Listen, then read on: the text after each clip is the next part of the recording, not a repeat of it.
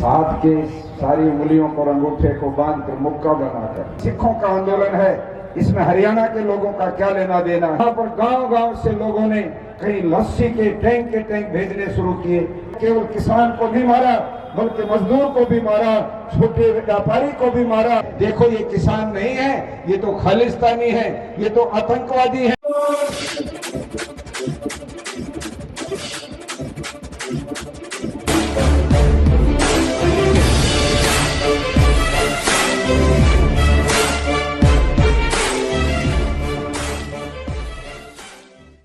अपने संगठन की एकता को दिखाते हुए जोर से नारा लगाएं।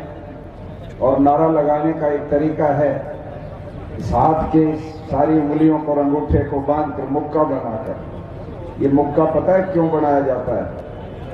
क्योंकि अगर अलग अलग लड़ते हैं तो उंगली जो है वो कमजोर है, टूट जाती है। और जब ये मिल जाती है तो एक बार जबड़े पर मार दिया तो बत्तीसी बाहर आके गिरती है। समाज में इस प्रकार से मजबूती से एकता करके संगठन बना करके जब हम लड़ेंगे तो दुनिया की कोई ताकत नहीं है कि वो आपकी ताकत के सामने ठहर सके, टिक सके।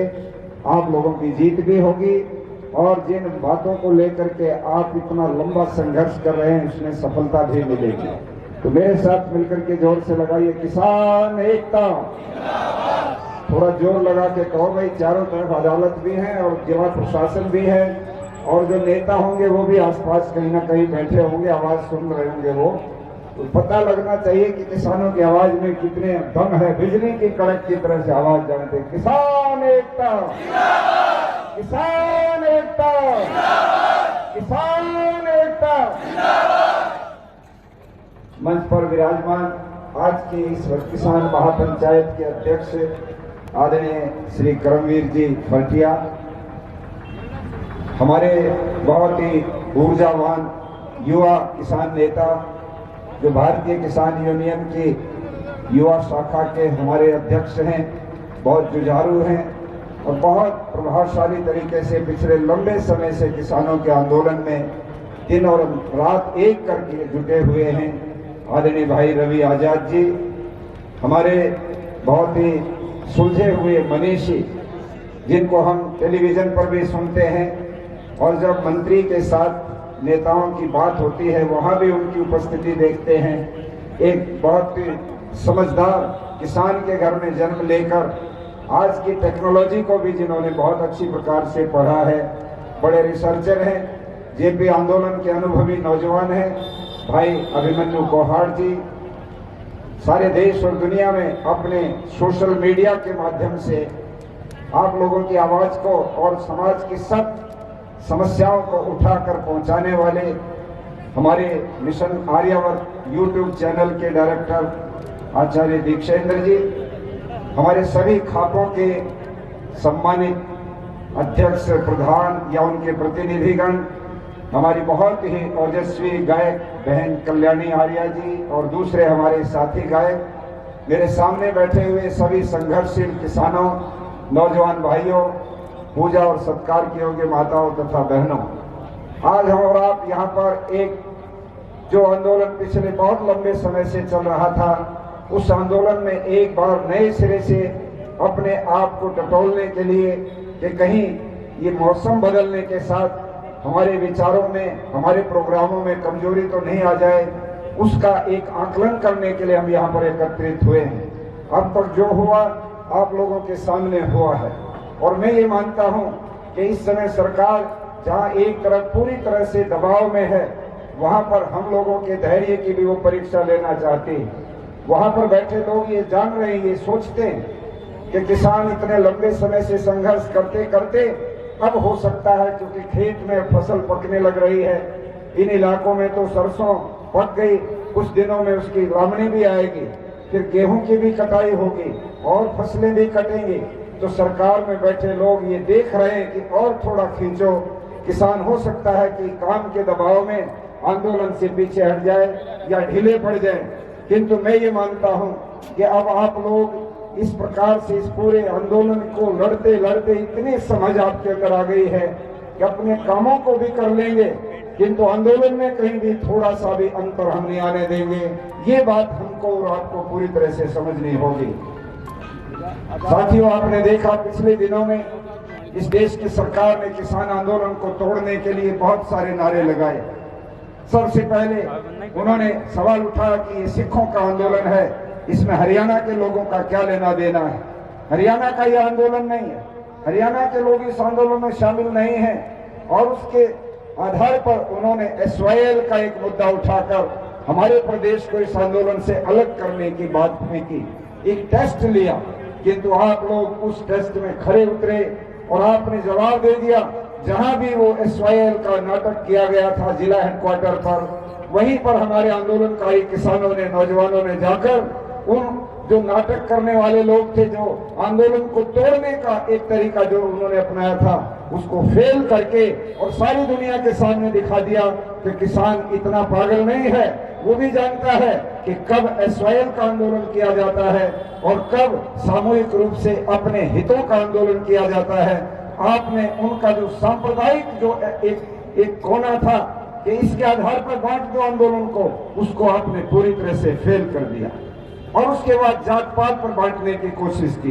प्रचार शुरू हो गया कि तो जाटों का आंदोलन है, किंतु हमने गांव-गांव में देखा जब आंदोलन में, चाहे वो टिकरी बॉर्डर था, सिंगो बॉर्डर था, चाहे इधर शाहजहांपुर का बॉर्डर था, ढांसा का बॉर्डर था, चाहे पलवल का बॉर्डर था, जहां भी आंदोलन के मंच लगे वहां पर गांव-गांव से लोगों ने कहीं लस्सी के टैंक भेजने शुरू किए। हर घर से घर पते चंदा लगा दिया और लोगों ने लाखों लाखों रुपया अपने गांव से इकट्ठा किया आंदोलन के लिए। उसमें एक भी बिरादरी का आदमी नहीं बचता था जो अपना चंदा उसमें नहीं देता। सब लोगों ने तय कर लिया कि ये आंदोलन केवल उस आदमी का नहीं है जो जमीन में अनाज पैदा करता है, बल्कि ये उसका भी आंदोलन अब बन गया है। उन लोगों ने भी अब समझ लिया है कि केवल अनाज पैदा करने वाले की समस्या नहीं है, बल्कि अनाज खरीद कर रोटी खाने वाले की भी समस्या है, ये कर्मचारी की भी समस्या है, ये मजदूर की भी समस्या है, ये छोटे व्यापारी की भी समस्या है। क्योंकि जिस प्रकार के कानून बने हैं वो कानून हर आदमी की रोटी छीन लेंगे, वो कानून सारी की सारी चीजों के ऊपर कब्जा कर लेंगे। बड़े बड़े सरमाएदारों के बहुत बड़े बड़े गोदाम बनेंगे, उन गोदामों के अंदर आपकी सारी जिनिस चली जाएगी और जब टाइम आएगा कि महंगा बेचने का वक्त होगा तब वहां से वो चीज बाहर मार्केट में आएगी, तो जिनको खरीद के खाना है तब उनको मालूम पड़ जाएगा कि वास्तव में जो बात कही जा रही थी वो सच्ची निकली। तो इन लोगों ने केवल किसान को नहीं मारा बल्कि मजदूर को भी मारा, छोटे व्यापारी को भी मारा और कर्मचारियों को भी मारा। उन सब लोगों को मारा जो भोगता है, जो खरीद के खाते हैं। इस नाते से वहां भी सरकार फेल हो गई। जात पात का जहर घोलने की कोशिश की, वो भी नहीं चल पाया। फिर इन लोगों ने, आपने देखा 26 जनवरी को जब इस देश के लाखों किसान अपने ट्रैक्टर लेकर के दिल्ली की सड़कों पर गए तो एक और नाटक सामने आया। कुछ लोगों को, जिनको पिछले 2 महीने से सरकार पूरी तरह से अपना प्रोटेक्शन दे रही थी, सपोर्ट दे रही थी, सिंगो बॉर्डर के ऊपर जहां किसान रोक रखे थे, एक तरफ किसानों का 16 किलोमीटर लंबा पूरा पड़ाव था और दूसरी तरफ दिल्ली की तरफ पुलिस थी। पुलिस की तरफ जो कैंप लगवा रखा था, ये वे लोग थे जिनको बार बार किसान नेताओं के कहने के बावजूद भी पुलिस ने नहीं हटाया। किसान नेताओं ने मिनिस्टर के साथ मीटिंगों में कहा कि जो लोग पुलिस की तरफ कैंप लगा के बैठे हैं वो हमारे आंदोलन का हिस्सा नहीं है। वो सब के सब लोग पुलिस के प्रोटेक्शन में वहां बैठे हुए हैं, वो कोई गड़बड़ करेंगे हमारी कोई जिम्मेदारी नहीं होगी, उनके ऊपर नजर रखो, हम कोई भी अनुशासनहीनता नहीं होने देंगे, किसान कोई भी गलत बात नहीं करेगा। किंतु सरकार की योजना थी सोची समझी कि यही एक कोना है जहां से इस आंदोलन को कहीं ना कहीं डैमेज किया जा सकता है। और जब 26 तारीख को पुलिस के द्वारा बता गए रूट पर हमारे किसान अपने ट्रैक्टरों को लेकर के चले, ये तो अपने रूट के ऊपर चले गए, किंतु वो लोग जो पुलिस के साथ बैठे थे वो लोगों को भड़काकर कुछ लोगों को लाल किले तक ले जाने में कामयाब हुए और वहां जाकर के 2.5 घंटे तक लाल किले की प्राचीर के ऊपर खड़े होकर जो उन्होंने भी वहां नाटक किया, सरकार देखती रही, पुलिस देखती रही। लाल किले में फौज है, पुलिस है और इतनी बड़ी धरोहर है, राष्ट्रीय धरोहर, सरकार क्यों नहीं वहां पर कोई कार्रवाई कर पाई। क्योंकि सरकार ये करना चाहती थी ताकि दुनिया में और देश में ये कहें देखो ये किसान नहीं है, ये तो खालिस्तानी है, ये तो आतंकवादी हैं, ये तो नक्सलवादी हैं और इन लोगों को आंदोलन में कोई भी सहयोग मत करो। किंतु आपने देखा 2 दिन के बाद फिर एक मोड़ आया और राकेश टिकैत जिसके धरने के ऊपर जो गाजीपुर में था वहां पर वहां के 2 एमएलए नंद कुमार गुर्जर और सुनील शर्मा वो अपने गुंडों को लेकर के रात के 2 बजे 12 बजे वहां आते हैं और जो बड़े बुजुर्ग वहां पर अपने टेंटों में बैठे थे, सो रहे थे, बिजली काट दी गई, पानी काट दिया गया और उन गुंडों ने उन बड़े बुजुर्गों को, बूढ़े लोगों को ठोकरें मारी, उनको डंडों के खोदे मारी और उनको कहा तुम भिखारी की तरह से अपने घर छोड़ के यहाँ क्यों पड़े हो, क्यों रास्ता तुमने रोक रखा है, भागो यहाँ से। उस समय राकेश टिकैत की आंखों से जो आंसू वहां पर गिरे, उसने एक बार फिर से सारे देश के किसानों के अंदर पानी के अंदर जैसे आग पैदा हो जाती है उस तरह से आंदोलन फिर एक बार उमड़ घुमड़ करके खड़ा हुआ और 26 तारीख का नाटक भी उस आंदोलन ने फिर फेल कर दिया। मोदी जी ने कहा अभी कुछ नहीं बिगड़ा है, मेरे पास आखिरी 2 ब्रह्मास्त्र है, वो अब छोड़ूंगा कि पार्लियामेंट में बजट ला रहे हैं हम, वो बजट इतना क्रांतिकारी होगा कि किसान के हित में वो बजट आएगा। और वो बजट भी आ गया। उसमें क्या आया? बजट में आया 16.5 लाख करोड़ रुपया किसानों को लोन देंगे, किसानों को कर्जवान तो तुम बना सकते हो, किंतु किसानों के जो कानून है, जो इनके जिंदगी के साथ खिलवाड़ करने वाले हैं, उनको मोदी जी आपको वापस नहीं लेना चाहते हो। आपका तो इसी से पता लग रहा है कि आप कितना हित हमारे देश के किसान का चाहते हो। कितना बड़ा मजाक किसान का आज हो रहा है कि 6,000 रुपए साल में एक किसान की 7 किसान सहायता कोष के नाम पे भेजे जाते हैं। एक दिन में कितने बांटे आए? 17 रुपए। 17 रुपए में 2 कप चाय नहीं आती, वो भी 20 रुपए में आती है।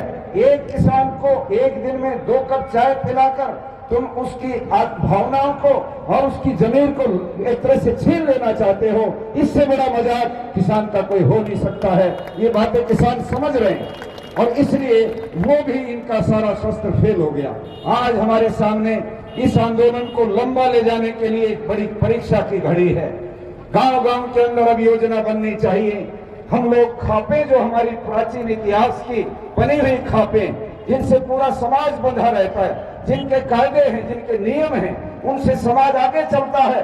जब खापे उतर आए किसी आंदोलन में, समझ लो कि आम आदमी आपके कानूनों से असहमत है, आपके कानूनों से पूरी तरह से पीड़ित हो रहा है। इसलिए खाप भी खड़े होकर के आंदोलन में कूद पड़ी और आज ये खापें सारे प्रदेश में ये बड़ी बड़ी पंचायतें कर रही हैं। मैं अंत में एक बात आपके सामने कहना चाहता हूँ। बहुत सारे हमारे बुजुर्ग हैं, उनके सामने कुछ चालाक लोग, और अब जैसे बता रहे थे हमारे डॉक्टर ओम प्रकाश धनखड़ जी कि अब योजना बनी है कि चुपचाप लोगों के बीच में जाके उनको बरगलाया जाए कि किसानों के जो कानून हैं इनसे तो आपको बहुत फायदा होने वाला है। आपके सामने बातें आएंगी, आपको अपने पास वो तर्क चाहिए जिनके तर्क के बाण निकालकर उनकी बात को आप काट सको। और आपको इन तीनों कानूनों के बारे में बहुत ही संक्षेप में 2 मिनट में मैं आपको बता दूं, ये तीनों के तीनों कानून किसी भी तरीके से किसान के लिए लाभकारी नहीं है। हम चैलेंज करते हैं इस मंच से, कोई बड़े से बड़ा एक्सपर्ट जिन्होंने ये कानून बनाए हैं वो आए और इसके ऊपर बहस करें। हमारे नौजवान अभिमन्यु कोहाड़ जब वो बोलते हैं सोशल मीडिया पर, कितने प्रभावशाली, कितने एक कठोर और मजबूत तर्क देकर उनको निरुत्तर कर देते हैं जो इनके ऊपर सवाल उठाते हैं। पहला कानून आवश्यक वस्तु अधिनियम है। आवश्यक वस्तुओं का संग्रहण कोई नहीं कर सकता था। 1955 से ये कानून था। और आवश्यक वस्तु क्या होती है? जिससे जिंदगी चलती है। अनाज है सारे, दालें हैं सारी, तेल है, जिन चीजों से तेल निकलता है, सरसों है, तिलमिरा है और जो चीजें हैं, ये सारी आवश्यक वस्तुएं हैं। कुछ सब्जियां हैं, आलू है, प्याज है और दूसरी चीजें, इनका कोई भी व्यक्ति स्टोर नहीं कर सकता, जमाखोरी नहीं कर सकता। ये कानून था। अब इसको खोल दिया कि अब कोई भी जमाखोरी कर सकता, छूट है। और उस जमाखोरी के खुलते ही आपने देखा हिंदुस्तान का एक बहुत बड़ा व्यापारी जिसको अडानी कहते हैं, गौतम अडानी, जिसने 1000 टेंडर पूरे देश के अंदर इस बात के लिए छोड़े कि मुझे जमीन चाहिए, उनमें मैं गोदाम बनाऊंगा, उन गोदामों के अंदर किसानों का अनाज खरीद कर उनकी दालें, उनकी जिन्स जितनी भी पैदा करते हैं वो खरीद कर उस भंडार में मैं रखूंगा और वहां पर सुरक्षित रखूंगा और बेचूंगा कब? जब मार्केट में चीजें कम हो जाएंगी, चीज मिलेंगे नहीं, महंगी हो जाएंगी आकाश की ऊंचाई तक, तब निकाल कर बेचूंगा और लोगों की चमड़ी उतार कर धन कमा करके विदेशी बैंकों में रखूंगा। उसको ये मौका दिया गया। ये कानून है जिसमें सब चीजें खोल दी, कोई इसको इकट्ठा करो, कोई रखो, कोई एतराज नहीं है। मैं आपसे पूछना चाहता हूं, बताओ किसान को इससे क्या फायदा होगा? फायदा होगा अमीरों को। किसान तो अपने घर में भी अगली फसल तक अनाज नहीं रख सकता, ना उस पर जगह है, ना उस पर इतना इंतजाम है, और घर में सारे जो काम होते हैं कहाँ रखे हुआ अनाज? उसने तो बेचारे ने सस्ता महंगा बेच देना है और उसके बाद ये अमीर लोग उसका फायदा उठाएंगे। दूसरा है ओपन मार्केट। वो कहते हैं हमने मार्केट खुली कर दी, कहीं बेचो, इन मंडियों में बेचो या बराबर में जो प्राइवेट मंडी बनेगी उनमें बेचो।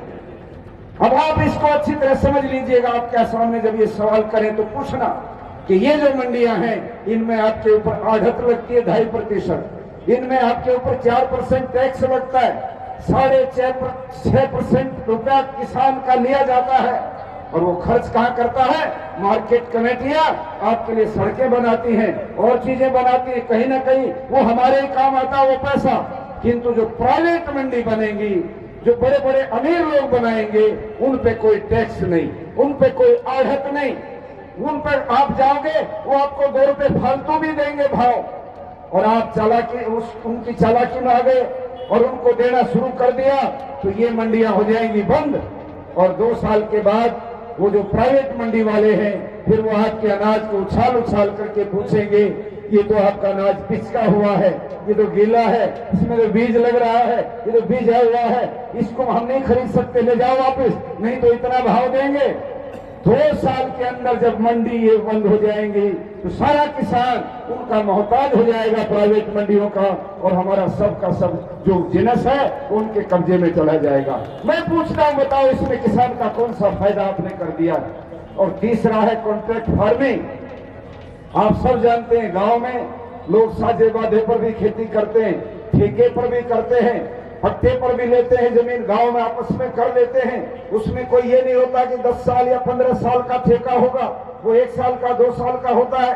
फिर आप बदल भी लेते हैं, भाव भी बदल लेते हैं, रेट भी चेंज कर लेते हैं। और इस प्रकार से जो बाटे साधे पर या और किसी भी प्रकार से जो खेती होती है इस देश में, कुल 26 करोड़ किसान खेत को जोत करके अनाज पैदा करते हैं इस देश के अंदर, जिनमें से 11 करोड़ किसान वे हैं जो दूसरे से साझे बाधे पर लेकर के बोते हैं, जो ठेके पर लेकर के बोते हैं। 2 एकड़ 4 एकड़ ठेके पर ले लिया, कुछ अनाज पैदा कर लिया, कुछ न्यार पैदा कर लिया और अपना गुजारा कर लिया।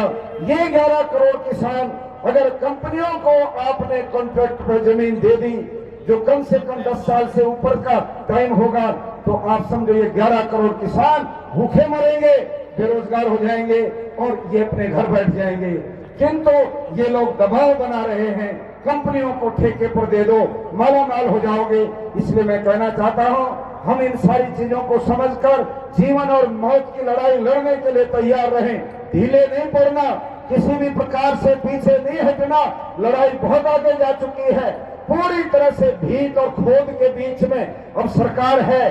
अगर ढीले पड़ गए तो भाई वो खोद हमारी तरफ हो जाएगी, फिर नहीं उठेगा आंदोलन कभी दोबारा, जितनी ताकत के साथ आज आंदोलन इस देश के अंदर चल रहा है। इसलिए आखिरी श्वास तक लड़ने का फैसला लेकर आज की महापंचायत से जाइए। और एक बात चौधरी छोटू राम की याद रखना, सर छोटू राम कहा करते थे, किसान मेरी 2 बात मान ले, बोलना ले सीख और दुश्मन पहचान ले। हम लोगों का दुश्मन वो बड़ा अमीर आदमी है, हमारे दुश्मन छोटे मोटे जो दूसरे लोग हैं वो नहीं है। जात पात के नाम पर या और गरीब अमीर के नाम पर गांव में रहने वाले लोगों को आपस में जो बांटने की ये चलाएंगे बातें, वहां पर हमको बहुत सावधानी से अपने दूसरे भाइयों को भी जो हमारे साथ कहीं ना कहीं खेत में, कहीं साजी में, कहीं लाई में, कहीं लामड़ी में मदद करते हैं, वो गरीब लोग, उनको हम साथ लेकर के चलेंगे। हमारी ताकत बहुत मजबूत हो जाएगी। कहीं भी कोई कमजोरी आंदोलन में आनी नहीं चाहिए। मैं समझता हूं अगर ये बात हम कर पाए, निश्चित रूप से हमारा ये आंदोलन सफल होगा और इस देश के अंदर एक नया इतिहास बनेगा। मैं तो कहा करता हूं, एक तन पर सोने के तार खींचे, एक तन पर सूत के तार नहीं। एक तन पर सोने के तार खींचे, एक तन पर सूत का तार नहीं। इसलिए बगावत करते हैं, ये अन्याय हमें स्वीकार नहीं। इस प्रकार की गैर बराबरी, आज किसान का बेटा फौज के अंदर बंदूक लिए खड़ा है, दुश्मन की गोली आती है तो किसी साहूकार के बेटे की गोली नहीं लगती, वो इस किसान के बेटे के छाती में गोली लगती है। और खेत में जिससे देश का पेट भरा जाता है, वहां किसान खेत में भी लड़ रहा, मिट्टी के साथ मिट्टी हो रहा है और सरहदों पर भी लड़ रहा है। आज उसको इतना कमजोर बना दिया कि हम दूसरों के रहमो करम पर जीवित हैं। हमारे माल का, हमारी उपज का भाव तय करने के लिए दिल्ली के एयर कंडीशन कोठियों में लोग बैठ करके फैसला लेंगे, ये हमको मंजूर नहीं हो सकता। इसलिए आओ हम लड़ाई लड़ें और लड़ाई को आगे लंबा चलाते रहें। इन शब्दों के साथ में एक दो नारे लगाता हूं और ये नारे आज की इस अर्थव्यवस्था को, जो पूंजीवादी हमारे ऊपर छाया हुआ है इस समय, उसको चैलेंज देने के लिए नारे हैं। जो नारे आप लगाते हैं ये संगठन को मजबूत करने के लिए, और जो नारा मैं आपके साथ एक ऐड कर रहा हूं वो नारा हमें और अधिक मजबूत करने के लिए है।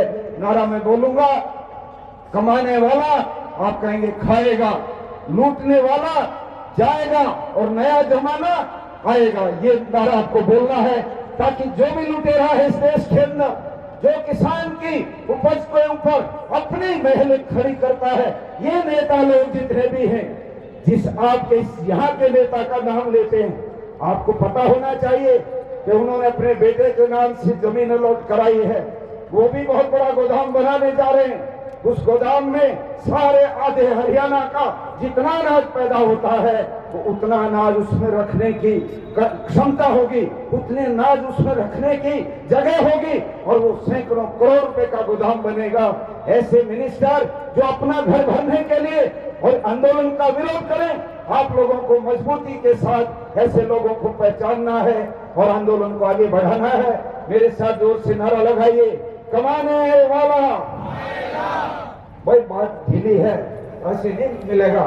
हमको अपने अधिकार के लिए ताकत दिखानी है। कमाने वाला